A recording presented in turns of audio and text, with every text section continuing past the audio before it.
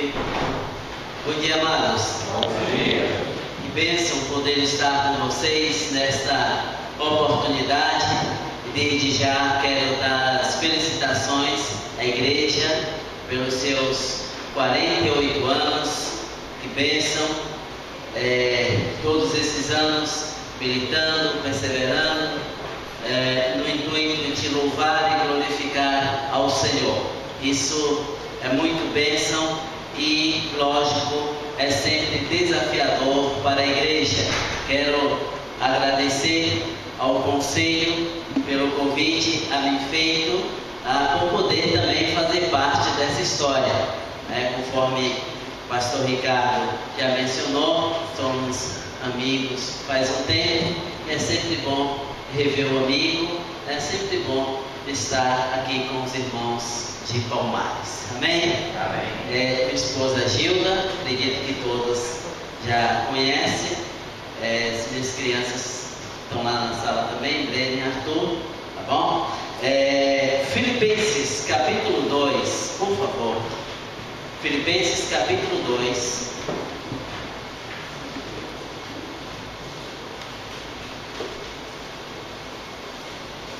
Nós leremos do verso 12 em diante. Filipenses capítulo 2, a partir do verso 12.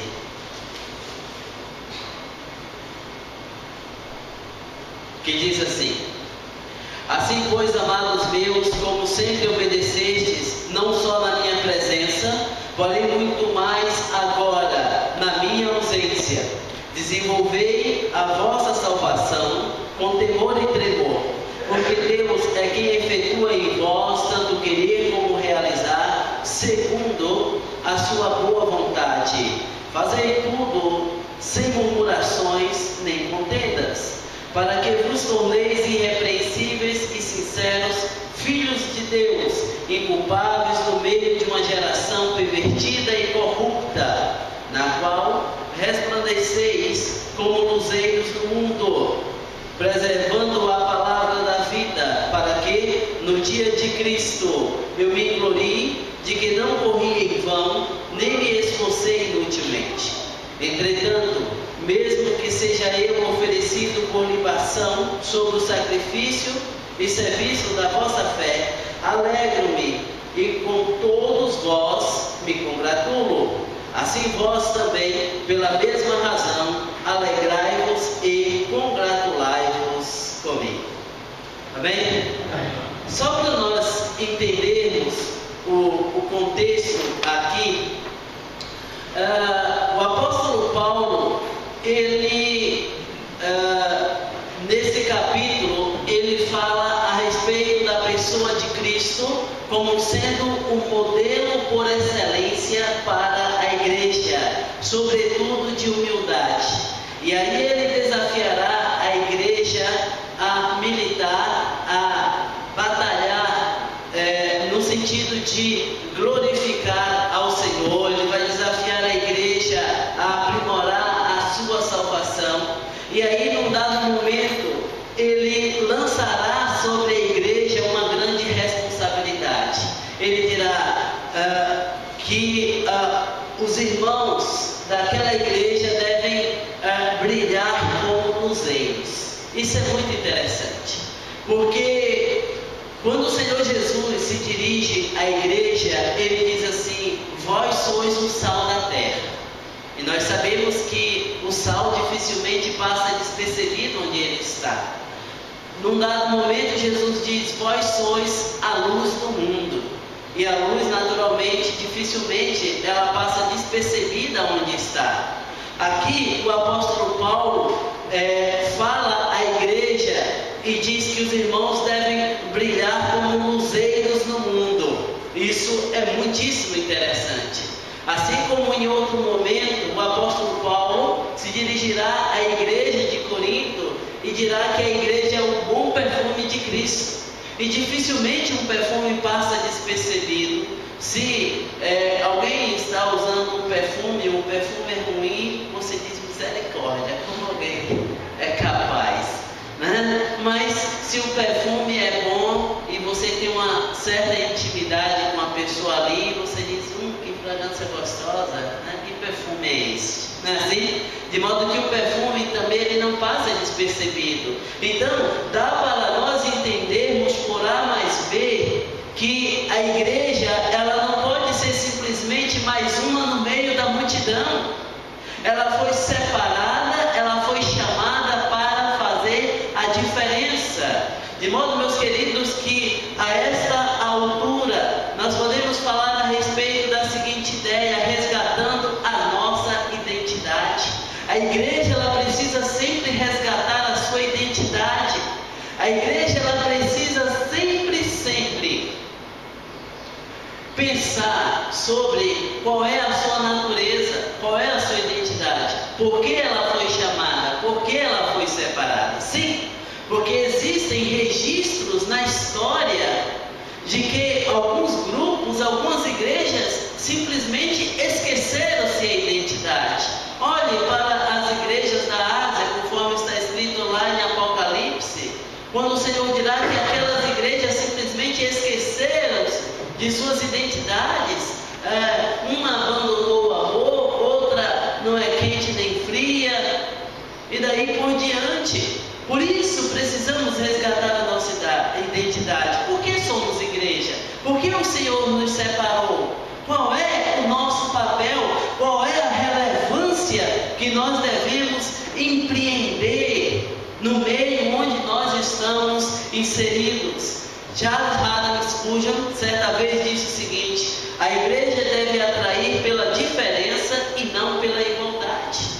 A igreja deve atrair pela diferença e não pela igualdade. É muito triste quando vemos grupos tentando cair na graça do mundo. Não, esta não deve ser a característica da igreja. A igreja não foi comprada pelo Senhor para assumir um papel deste. Quem somos, onde estamos, o que defendemos e esperamos, o que temos. Ora, a igreja deve empreender uma diferença prática, o que devemos e o que não devemos ser, o que devemos e o que não devemos ser. E aí eu me vejo na obrigação de passear pelas Escrituras para fundamentar essa ideia quando Paulo diz que a igreja deve resplandecer como um luzeiro no mundo. Vá comigo, por favor, para Atos capítulo 5. Atos capítulo 5, veja isso aí. Atos 5, versos 12 a 14. Vou pedir ao irmão para que leia esse texto. Ou cada um lê um verso, como acharem melhor. Muitos sinais e prodígios eram feitos entre o povo pelas mãos dos apóstolos, que costumavam todos reunir-se num acordo, no corte de Salomão. Mas, ninguém ousava juntar-se a eles, porém o povo disputava grande dimensão. E crescia mais e mais a multidão de crentes, tanto homens como mulheres agregados ao Senhor. A todos delegaram os enfermos até pelas ruas e os colocaram sobre leitos e macas, para que, ao passar dele, ao menos a sua sombra se protejasse em algum deles.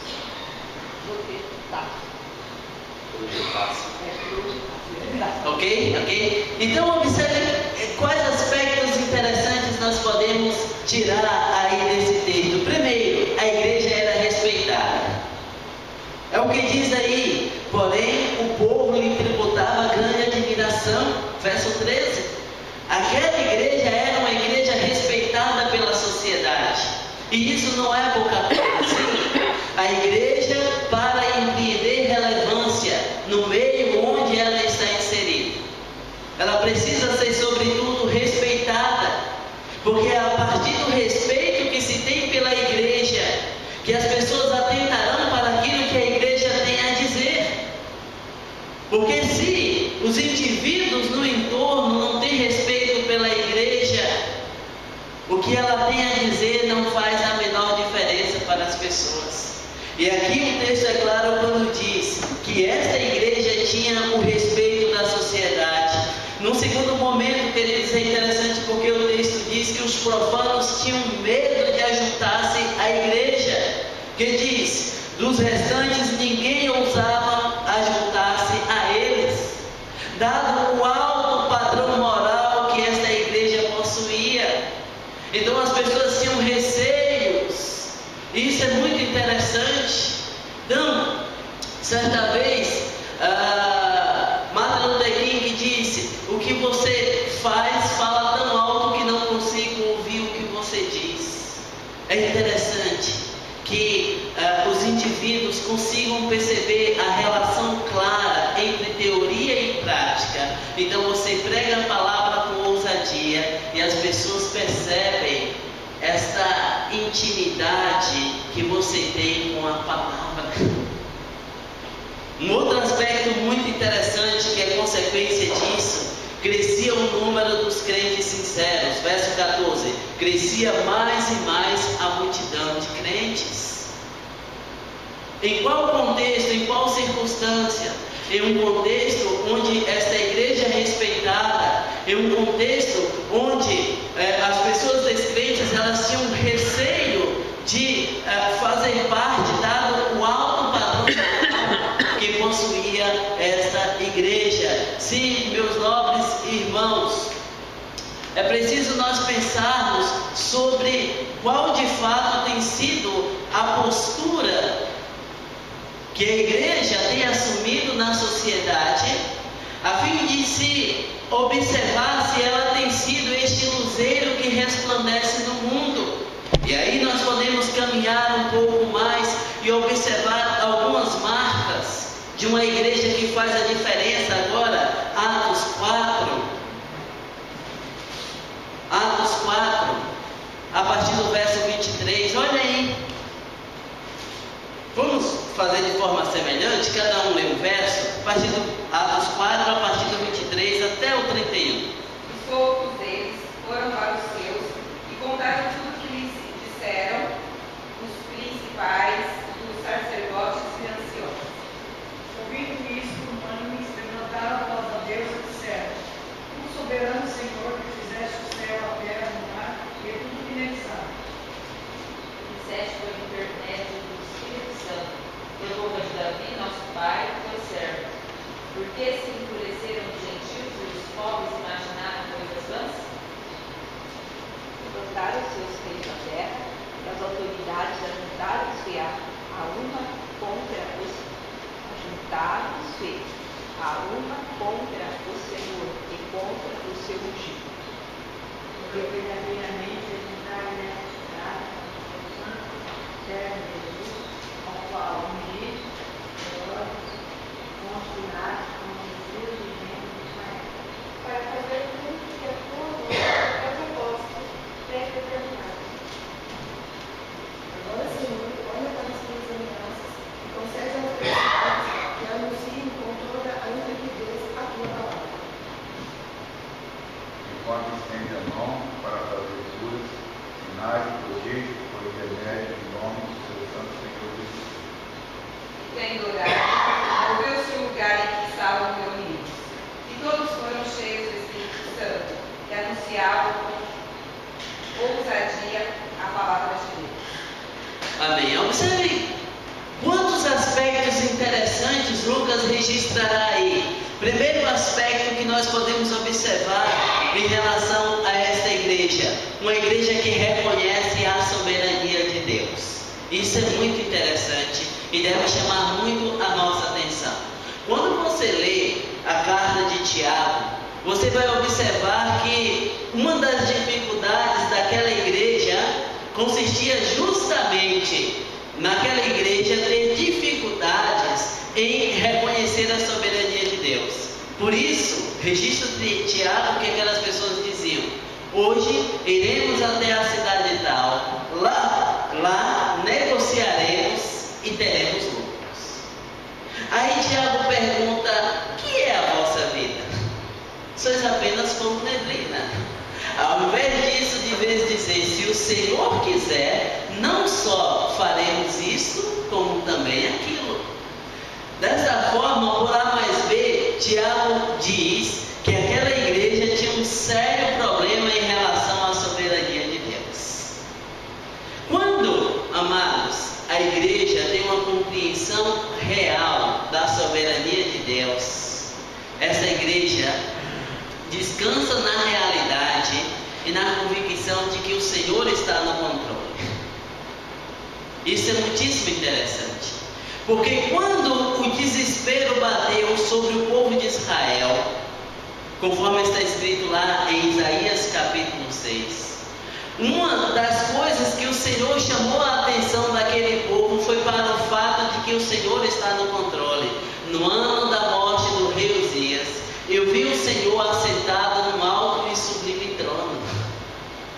O povo, no meio da dificuldade econômica, espiritual, social, o povo desespera. Aí o Senhor levanta o profeta para chamar a atenção daquele povo para o fato de que o Senhor é soberano e está no controle.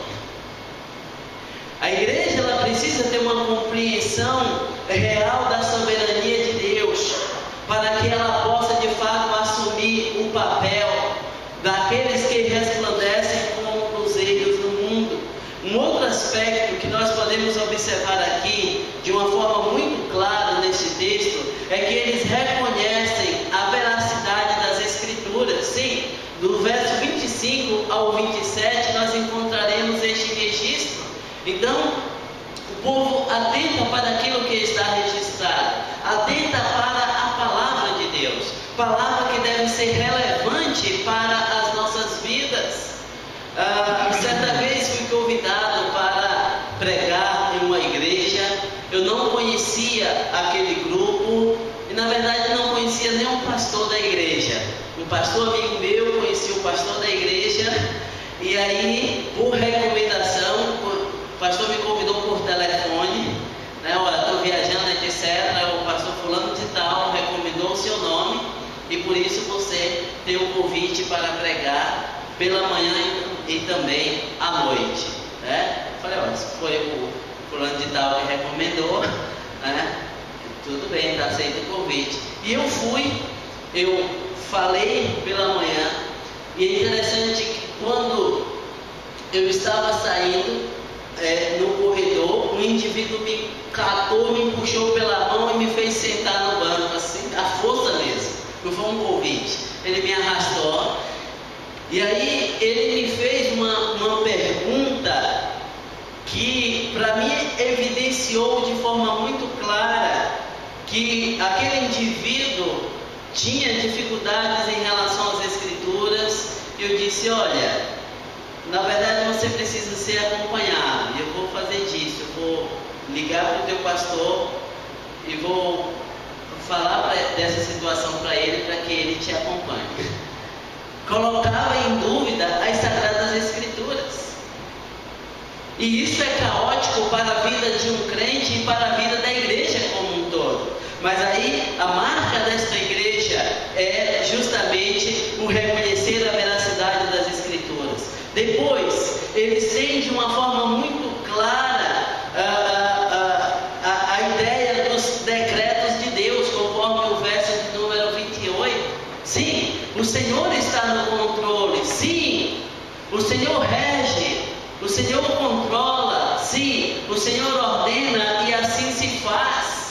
Isso é muito interessante para a vida da igreja, porque faz a igreja manter de forma convicta no coração as promessas do Senhor. Promessas que não caem no esquecimento, mas que pelo contrário, elas se concretizam. E por fim, reconhece a necessidade de anunciar a palavra de Deus, conforme os versos 29 a 31. Então essa igreja crê, esta igreja aplica e agora esta igreja anuncia. É exatamente desta forma que a igreja ela conseguirá ser ou resplandecer como um luzeiro no mundo. Aí eu quero fazer uma enquetezinha com você, com base nos aspectos que nós já destacamos da igreja primitiva, e aí eu quero fazer as seguintes colocações. No que a igreja atual difere da igreja primitiva? Pense comigo. Primeiro aspecto, na pregação e no ensino, depois na santidade, depois no relacionamento, depois na simplicidade, depois no poder, na forma como ela usufrui do poder de Deus e é o poder de Deus para pregar o Evangelho no mundo. Aí vem, em pelo menos 2 ou 3 desses pontos citados, ou em tudo. A igreja aqui é diferente da igreja primitiva descrita, ou em nada, porque tudo que se via naquela igreja está presente nesta também. É interessante, amados, nós pensarmos sobre estes aspectos, que servirá justamente para saber se nós continuamos na mesma pegada, preservando de fato a identidade da igreja, a identidade da igreja. Olha, meus nobres irmãos, empreender a diferença é essencial, de modo que a diferença que existe entre os incrédulos que estão no entorno da igreja e a igreja consiste justamente na graça, que é a evidência da bondade de Deus, conforme Paulo mencionou há pouco. É a graça de Deus. E aí é muito interessante, porque quando você lê Gênesis capítulo 6, você verá um registro lá que inclusive Deus entristeceu-se por ter feito o homem. Mas aí, a despeito de todo aquele caos, de toda aquela desordem, aí chega num determinado momento que Moisés dirá assim: Noé, porém, achou graças aos olhos do Senhor. Verso 8. No meio de tudo aquilo, de um povo, de uma geração inteira perdida, distante do Senhor, Moisés chamará a atenção para o fato de que Noé achou graça aos olhos do Senhor. Aí no verso 9 diz: Noé andou com Deus, que significa justamente a ideia de comunhão. Se toda aquela geração estava distante do seu Criador, Noé, porém, nutria um coração desejoso de Deus. Quando Paulo diz que a igreja deve resplandecer como luzeiros do mundo, ele chama a atenção antes para o fato de que no entorno da igreja existe um povo que não é desejoso de Deus. Você já experimentou aquela situação de convidar uma pessoa para vir à igreja e ela argumentar para você que não vem porque não tem roupa? Já aconteceu isso com você? Algumas vezes, né?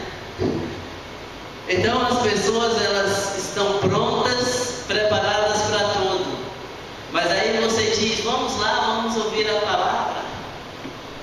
Ah não, não tenho roupa. Como se você tivesse que ter lá roupa de gala ou coisa dessa natureza, né, para participar do culto. Olha, essa é simplesmente uma desculpa tola, né, para evidenciar que esses indivíduos não são desejosos de Deus.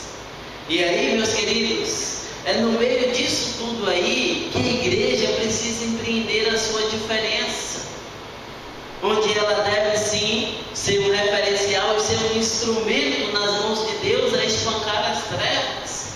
Certa vez, há quem diga que em um período quando as luzes da cidade eram acesas individualmente, quando os indivíduos carregavam a escada nas costas e a luz da cidade era acesa uma a uma, alguém perguntou para aquele trabalhador o que ele estava fazendo. Ele diz: estou espancando as trevas. Quando o crente prega o Evangelho, quando ele dá testemunho do Evangelho, ele está espancando as trevas. Certa vez um teólogo, Louis Berkhoff, disse que a igreja é o instrumento nas mãos de Deus a frear o mal no mundo. Então é você, crente, que deve servir como um instrumento nas mãos do Senhor para propagar o Evangelho. Sim, para ser luzeiros. Sim, para que as pessoas olhem para a sua vida e digam assim: o que leva essa pessoa a cultivar este estilo de vida, a dar este testemunho, a devolver o troco quando pega a mais, a dizer: não, eu não concordo com este tipo de falcatrua, com esse tipo de mentira. Sim, muitas vezes é na questão prática que você consegue evidenciar essa diferença. Sim, meus queridos, quem de fato somos? Quem de fato somos? Somos pecadores redimidos. Certa vez um indivíduo descrente, ele fez uma dura crítica à igreja, dizendo assim: na igreja só tem hipócritas. E aí o pastor que estava ouvindo disse: e sempre há vaga para mais um. Não somos perfeitos, estamos buscando, porque o apóstolo Paulo diz que os nossos corpos corruptíveis se revestirão da incorruptibilidade. Estamos buscando, estamos perseverando. Isso não nos impede de pregar o ideal. Sim, porque quando você fala sobre servir fielmente ao Senhor, não significa que volta e meia você não deixa a desejar, mas você está, a exemplo do que disse Paulo, esmurrando o seu corpo todos os dias, dizendo assim: Senhor, está difícil, mas o Senhor me dá graça. Aí Paulo, num dado momento, diz: o bem que não quero fazer, o bem que quero fazer, este não faço, mas o mal que não quero fazer, este faço. E quando ele diz isso, ele evidencia a sua luta diária entre o desejo de servir fielmente ao Senhor e ao mesmo tempo o seu coração pecaminoso que tende a lhe puxar para o outro lado. Meus queridos, meus nobres irmãos, somos sim chamados e desafiados a resplandecermos como luzeiros do mundo. Aí, dentro disso, nós podemos abranger as Escrituras e observarmos, por exemplo, aquilo que a palavra nos desafia a não fazermos, no propósito, naturalmente, de agirmos como luzeiros do mundo. Por exemplo, a palavra diz que não devemos dar lugar ao diabo, certo? A palavra nos diz que não devemos dar lugar ao diabo. Lá em Tiago, capítulo 4, verso 7, diz isso. Leia lá, Tiago 4, 7.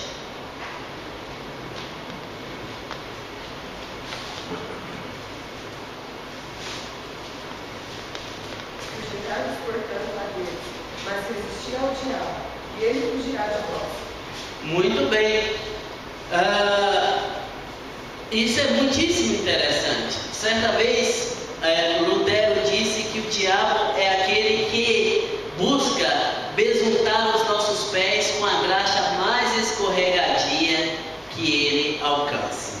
Portanto, Tiago diz que nós devemos nos sujeitar a Deus e devemos resistir ao diabo. No segundo momento, vemos que a palavra nos ordena a não amarmos o mundo. Lá em 1 João, capítulo 2, 1 João, capítulo 2, verso 15. Olha lá o que diz.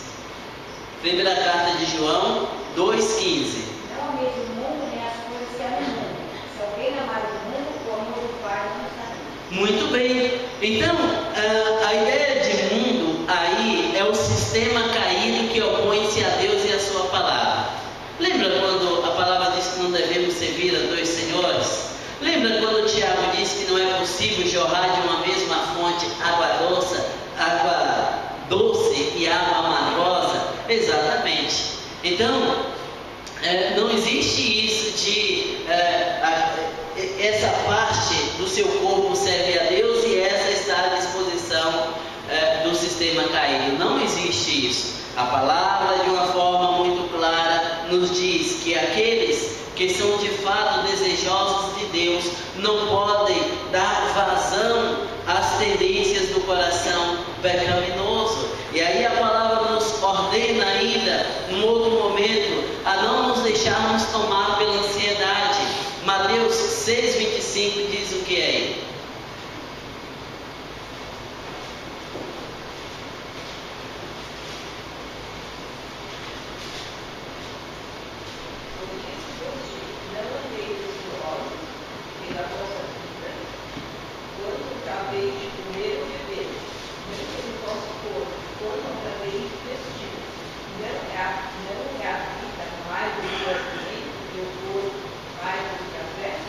Muito bem. Alguém já disse certa vez que a ansiedade é a síndrome da soberania reprimida, ou seja, a vontade do homem de querer ser Deus.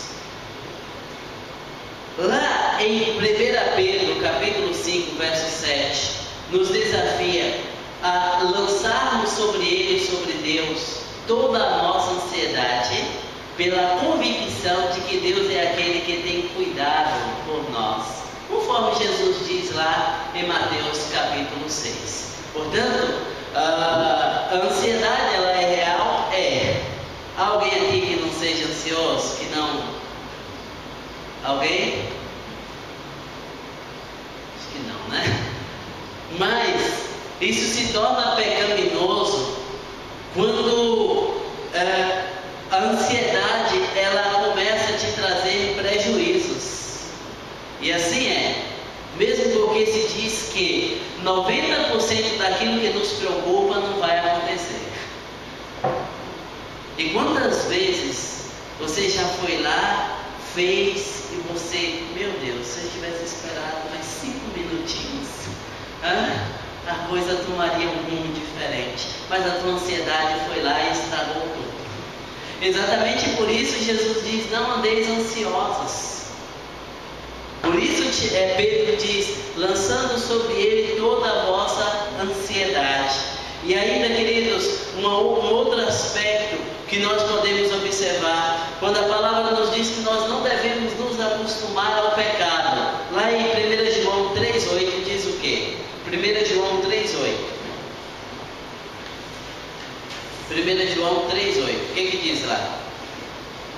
Quem comete o pecado é do diabo, porque o diabo peca desde o princípio.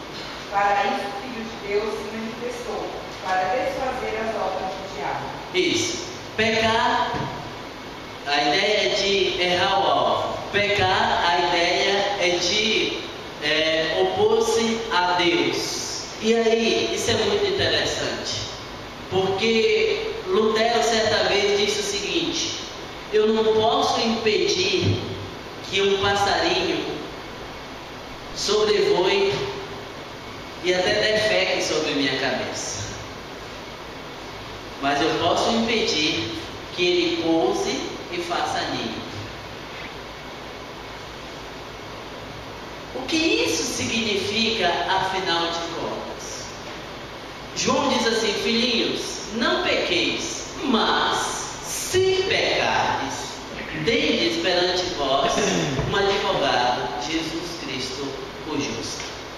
O crente, ele não cria uma relação de amor com o pecado. Ele não justifica os seus erros, mas ele está sujeito a errar. E aí, quando acontece dele errar, ele vai orar, como orou, por exemplo, Davi: pequei contra ti, somente contra ti pequei, e fiz o que era mal. Esta é a postura natural de todo crente. Esta é a postura natural de todo o crente. Por isso, meus queridos, meus nobres irmãos, se faz necessário que nós entendamos que para sermos eles no mundo, não dá para viver, por exemplo, justificando os erros e os pecados. Não dá para fazer assim. E é muito triste, não é, pastor? Quando nós vamos exortar um crente, que o crente, ao invés de reconhecer o seu erro, e dizer que quer mudar de postura, fica justificando e às vezes até acusando outros como forma de se esquivar. Isso é muito ruim, porque isso evidencia, na verdade, que o indivíduo ele não está disposto realmente a servir de forma fiel ao Senhor. Pois bem, nós temos 5 minutinhos e nós vamos acelerar o processo aqui. Nós vimos sobre o que não devemos fazer, mas por outro lado nós temos nas Escrituras também a exortação sobre o que nós devemos fazer. Aí eu vou só mencionar, não dá tempo de nós lermos. Primeiro, somos exortados a crescer. Lá em 2 Pedro 3,18, Pedro diz assim: antes crescei na graça e no conhecimento de Cristo Jesus. Alguém já disse que a vida cristã é como andar de bicicleta. Ou você pedala ou você cai. Então você tem que avançar, você tem que ir para frente. Paulo diz: deixando as coisas que para trás ficam, avanço. Então você precisa efetivamente perseverar. Lá em 1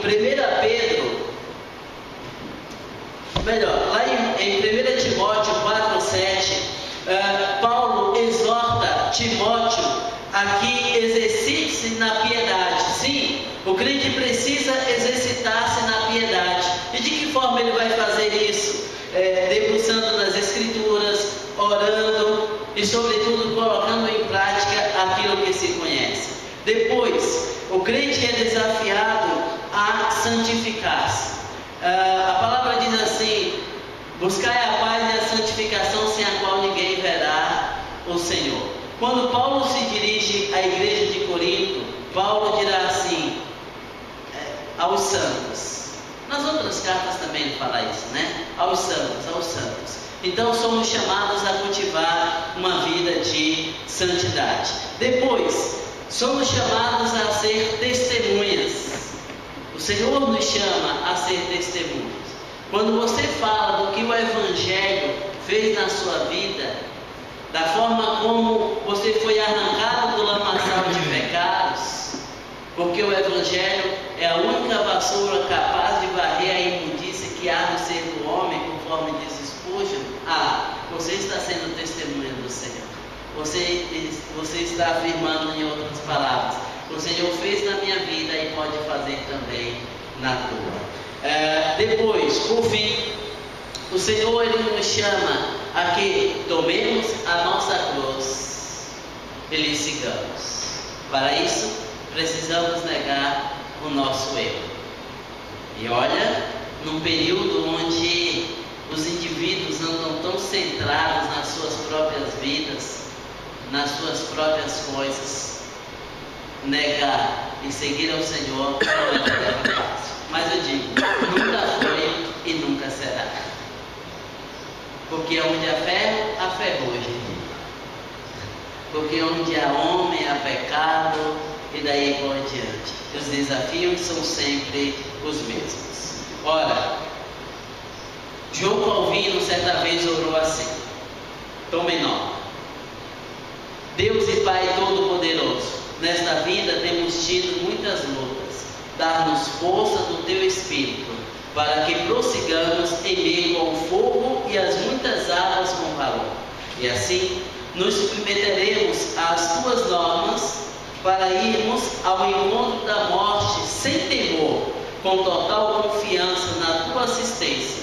Concede-nos também que possamos suportar todo o ódio e inimizade da humanidade, até ganharmos a última vitória e chegar ao bendito descanso que Teu único Filho tem adquirido para nós por meio do Seu sangue. Amém.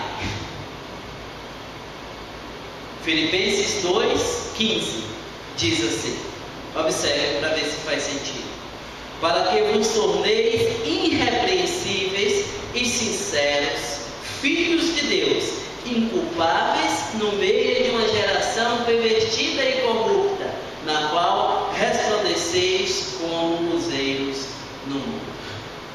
Este é o desafio.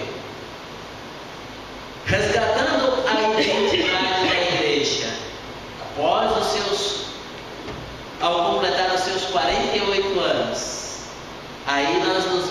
na necessidade de fazer a seguinte pergunta: de que forma essa igreja tem se caracterizado? De que forma ela é conhecida pela sociedade? A sociedade a conhece e qual relevância ela tem de fato empreendido? Se faz necessário você, crente, compreender que você é este luzeiro, você é esta luz, você é este sal, você é este bom perfume. E aí, por meio da sua pregação, você tem que abrir a boca e pregar. E por meio da sua vida, você consegue estampar para o mundo essas suas características. Não significa, claro, que a tarefa do crente da igreja é fácil. Nunca foi e nunca será. Mas temos que assumir a nossa identidade. Não podemos ser simplesmente mais um no meio da multidão. Pelo contrário. Mesmo porque, se formos simplesmente mais um no meio da multidão, significará que a igreja está descaracterizada. Pois o mundo sempre empregará a sua hostilidade à igreja.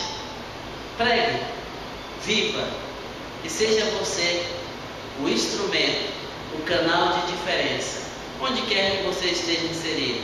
Talvez na sua casa tenham pessoas descrentes, no seu trabalho, lá na sua vizinhança, e se faz necessário que nós resplandeçamos como luzeiros no mundo. Amém? Amém.